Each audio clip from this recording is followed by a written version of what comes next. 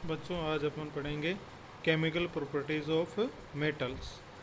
Chemical properties of metal का मतलब है मेटल इन्वायरमेंटल के अंदर रखा हुआ रहता है। तो इन्वायरमेंट के अंदर बहुत सारी चीज़ें होती है जो मेटल से रिएक्शन करती हैं। जैसे एयर से मेटल अपने आप रिएक्शन कर सकता है। एयर में मेन रिएक्शन करने के लिए ऑक्सीजन गैस होती है जिससे मेटल रिएक्शन करता है।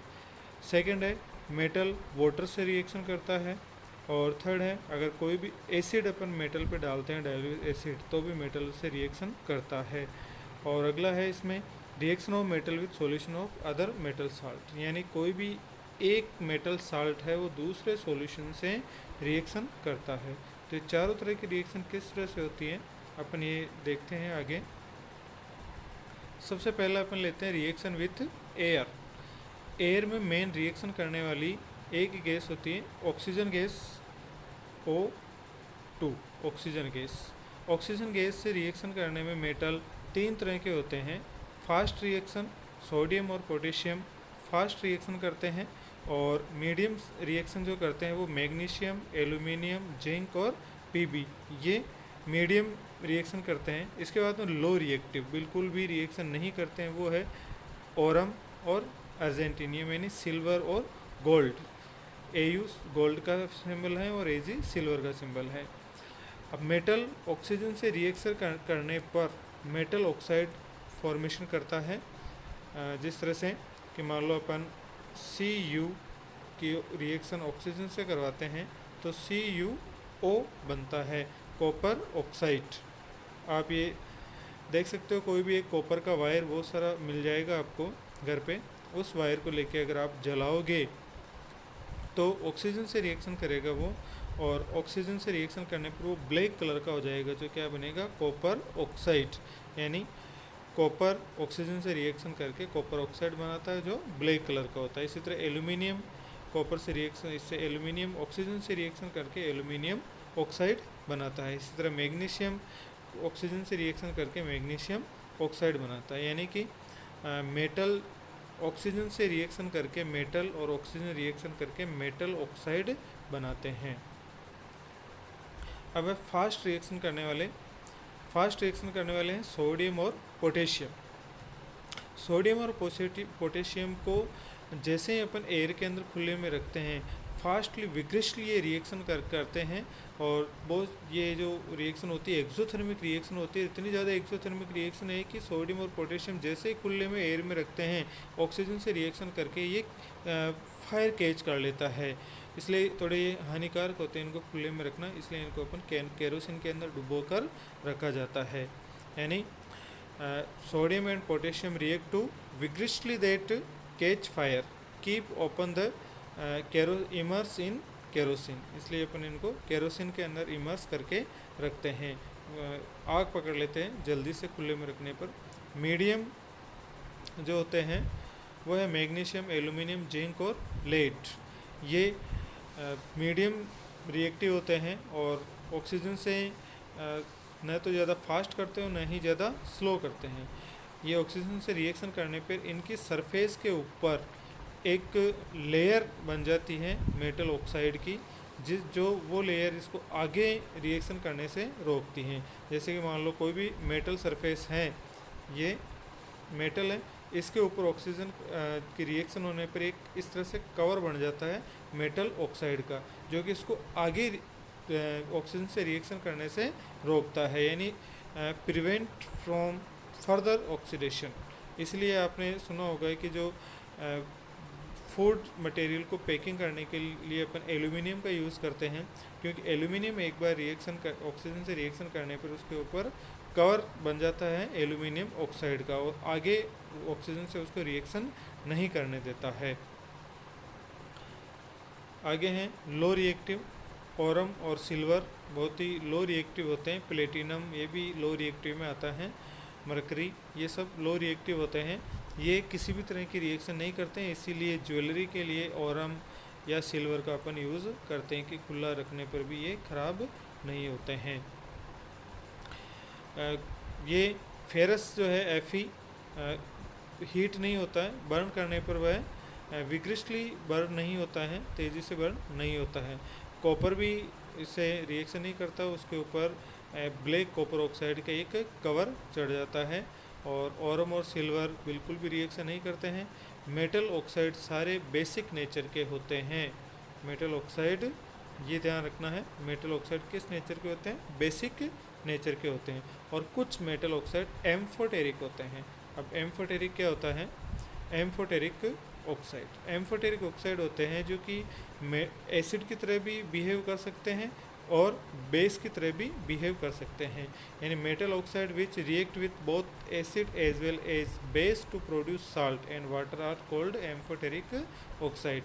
यानी इस तरह के मेटल ऑक्साइड जो एसिड की तरह भी बिहेव कर सकते हैं और बेस की तरह भी बिहेव कर सकते हैं और किसी से रिएक्शन करके साल्ट और वाटर प्रोड्यूस करते हैं। जैसे इसके एग्जांपल है aluminium oxide Al2O3, zinc oxide ZnO। जैसे अपन एल्यूमिनियम ऑक्साइड की रिएक्शन देखते हैं कि अगर एल्यूमिनियम ऑक्साइड की रिएक्शन हाइड्रोक्लोरिक एसिड HCl से करवाएं तो यह बेस की तरह कार्य करता है और एल्यूमिनियम क्लोराइड साल्ट बनता है और वाटर बाहर निकलता है। यानी aluminium oxide behave as a basic oxide. इसी तरह एल्यूमिनियम के अगर अपन बेस सोडियम हाइड्रोक्साइड से रिएक्शन करवाए तो ये एसिड की तरह काम करेगा और सोडियम एल्यूमिनेट साल्ट बनेगा। यानी aluminium oxide behave as a acidic oxide. यानी एम्फोटेरिक ऑक्साइड को एसिड से रिएक्शन करवाए तो बेस की तरह काम करते हैं और अगर बेस से रिएक्शन करवाएं तो एसिड की तरह काम करते हैं। मोस्टली मेटल ऑक्साइड वाटर के अंदर इनसोल्यूबल होते हैं, लेकिन कुछ मेटल ऑक्साइड होते हैं जो वाटर के अंदर डिज़ोल्व हो जाते हैं, जैसे सोडियम हाइड्रोक्साइड और पोटेशियम हाइड्रोक्साइड। सोडियम हाइड्रोक्साइड और पोटेशियम हाइड्रोक्साइड ये इस तरह के मेटल ऑक्साइड हैं जो वाटर के अंदर डिज़ोल्व हो जाते हैं। और जब जो ऑक्साइड हैं मेटल ऑक्साइड बेसिक नेचर के होते हैं और इनको वाटर के अंदर डिज़ोल्व कर देते हैं तो ये हाइड्रोक्साइड बना देते हैं। यानी हाइड्रोक्साइड क्या होते हैं? बेस। और उस सॉल्यूशन को अपन एल्केली सॉल्यूशन बोलते हैं। Metal oxide reaction of metal with water, water के साथ में मेटल की रिएक्शन। एक्टिविटी 3.10 NCERT की बुक्स के अंदर दे रखी है। वैसे जनरली वाटर 3 टाइप्स का होता है, कोल्ड वाटर, हॉट वाटर और वाटर स्टीम। यानी ठंडा पानी गर्म कर देते तो गर्म हो जाता है और ज़्यादा गर्म करते तो स्टीम में बदल जाता है। जैसे कि आप एयर के अंदर देखा है कि मेटल की 3 कैटेगरी होगी, फास्ट रिएक्शन करने वाले, मीडियम रिएक्शन करने वाले और लो रिएक्शन करने वाले। इसी तरह जो फास्ट रिएक्टिव मेटल होते हैं वो ठंडे पानी से भी रिएक्शन कर लेंगे और जो मीडियम होते हैं वो हॉट वाटर से रिएक्शन करते हैं और बहुत ही कम रिएक्टिव होते हैं वो वाटर की स्टीम से रिएक्शन करते हैं। मेटल और वाटर की रिएक्शन होने पर मेटल ऑक्साइड और हाइड्रोजन गैस निकलती हैं। ये ध्यान रखना है कि मेटल और वाटर की रिएक्शन करने पर कौन सी गैस निकलती है? Hydrogen gas. अगर अपन मेटल ऑक्साइड को और वाटर से रिएक्शन करवाएं तो मेटल हाइड्रोक्साइड बन जाएगा। अब हाइड्रोजन गैस निकल रही है, इसका पता कैसे लगाएंगे? जैसे सेकेंड चैप्टर के अंदर जब एसिड और मेटल की रिएक्शन करवाएगी तो हाइड्रोजन गैस निकली थी, उसको हाइड्रोजन गैस को बर्न करने पर पॉप साउंड होती है। यानी hydrogen gas burn with pop sound. जैसे कि स्टीम के साथ मेटल की रिएक्शन का एक डायग्राम दे रखा है कि एक टेस्ट ट्यूब के अंदर अपन मेटल रखते हैं और उसको अपन गर्म करते हैं और वाटर की स्टीम इसके अंदर होती है। गर्म करने पर यहाँ से हाइड्रोजन गैस निकलती हैं जो कि आगे एक बीकर के अंदर जार रखा हो जिसके अंदर स्टोर होती हैं। अब यहाँ इस फ्लो चार्ट से भी आप देख सकते हो कि मेटल वाटर से कोल्ड वाटर से रिएक्शन करने वाले मेटल हैं सोडियम, पोटेशियम और कैल्शियम। इस तरह हॉट वाटर से रिएक्शन करने वाला है मैग्नीशियम। कैल्शियम और मैग्नीशियम जब भी वाटर से रिएक्शन करते हैं तो हाइड्रोजन गैस निकलती हैं। हाइड्रोजन गैस इनकी सरफेस पे स्टिक हो जाती है, इनकी सरफेस पे चिपक जाती हैं, जिसके कारण वाटर इसका मेटल का जो पीस होता है वो थोड़ा लाइट वेट हो जाता है और वाटर सरफेस पे ऊपर तैरने लगता है, फ्लोटिंग करने लगता है। तो आपसे ये पूछा जाए कि वाटर से रिएक्शन करने पर कौन से मेटल वाटर की सरफेस पे तैरने लगते हैं, तो है कैल्शियम और मैग्नीशियम। और क्यों तैरने लगते हैं? कि जो हाइड्रोजन गैस बनती है उसके बबल उनकी सरफेस पे स्टिक हो जाते हैं, उनकी सरफेस पे चिपक जाते हैं, इसलिए वो हल्के हो जाते हैं और पानी के ऊपर तैरने लगते हैं। कैल्शियम और magnesium float as a bubble with hydrogen जब ऑन वाटर सरफेस।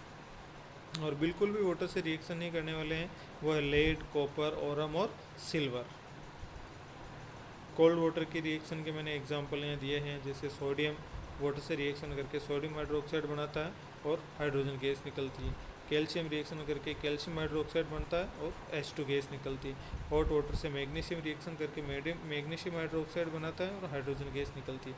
स्टीम से रिएक्शन करने वाले हैं एल्यूमिनियम और फेरस, एल्यूमिनियम ऑक्साइड और फेरस ऑक्साइड बनाते हैं और साथ में हाइड्रोजन गैस निकलती है।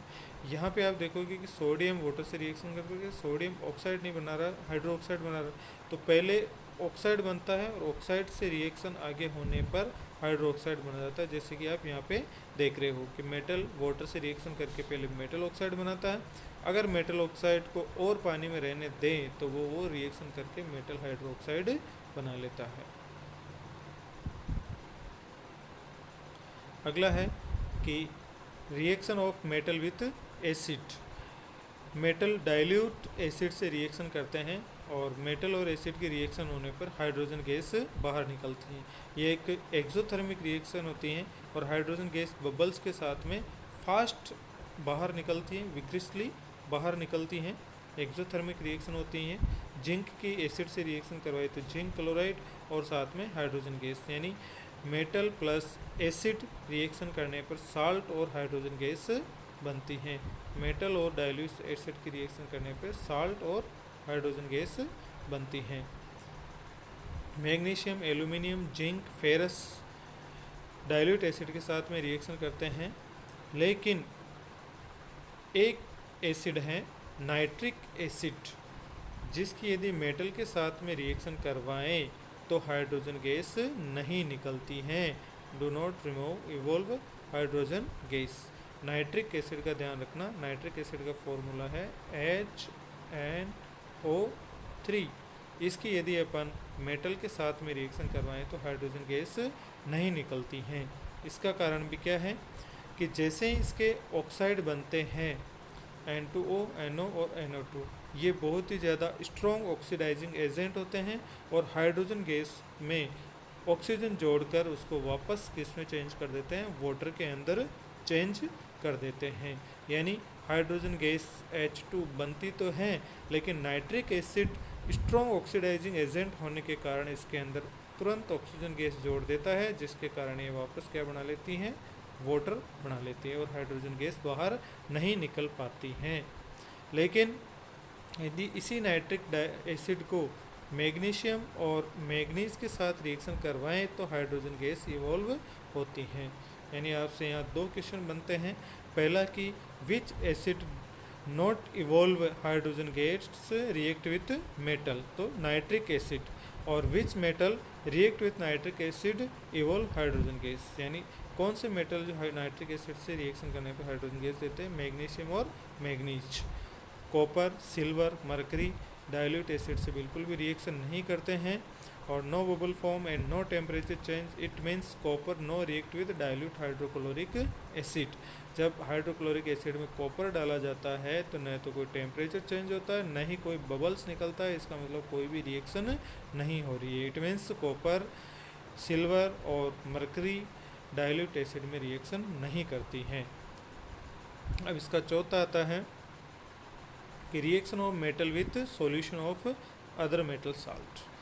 अदर मेटल साल्ट, इसका मतलब जैसे आप रिएक्शन देख रहे हो यहाँ पे कि एक मेटल फेरस को अपन ने कॉपर सल्फेट से रिएक्शन करवाई तो यहाँ फेरस सल्फेट बन गया और कॉपर अलग हो गया।